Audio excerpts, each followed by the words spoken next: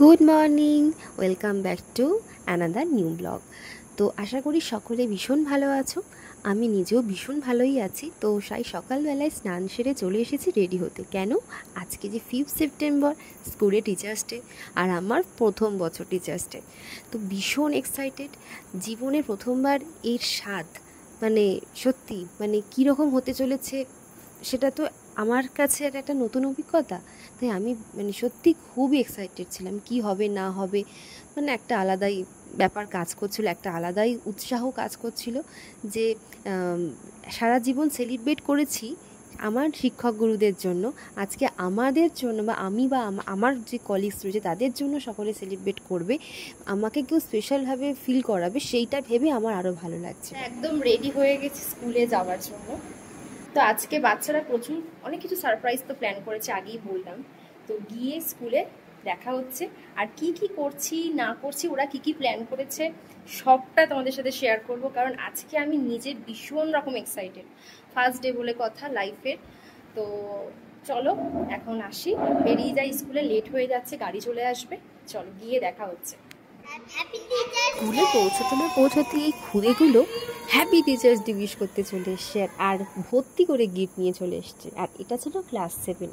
তো ওরা প্রতি বছরই আলাদা করে টিচার্স ডে সেলিব্রেট করে, তাই ওদের রুমে চলে গেছিল। আর এই দেখছো টিভি ম্যাম করে পাগল হয়ে গেছে সবাই।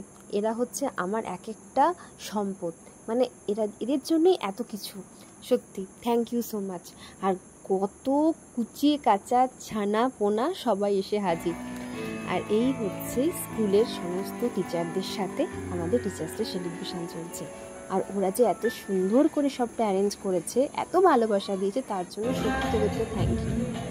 আর এখানে প্রচুর পারফরমেন্স চলছিল, ওরা এত সুন্দর পারফরমেন্সগুলো করেছে এক একজন, বলার ভাষা নেই যে এতটা ভালোবাসা দিয়েছে। সব থেকে বড় কথা, এর বাইরে আর কিছু হতেই পারে না।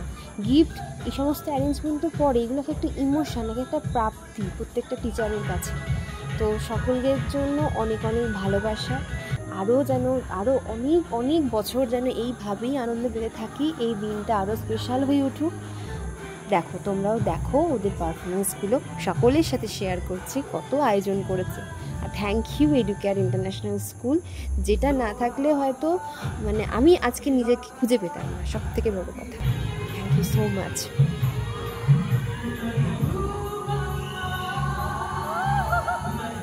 আর এই হলো সেই কেক, কি সুন্দর না কেকটা দেখতে।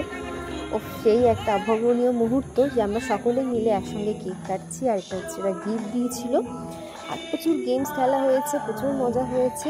তারপর লাস্টে র্যাম্প ওয়ার্কও হয়েছে, কিছুই বাদ দেওয়া হয়নি। প্রচুর সুন্দর করে দিনটা কাটলো। তোমাদের কেমন লাগলো জানিও। দেখা হচ্ছে অন্য একটা ব্লগে। চলো বাই, টাটা, সকলে ভালো থেকো।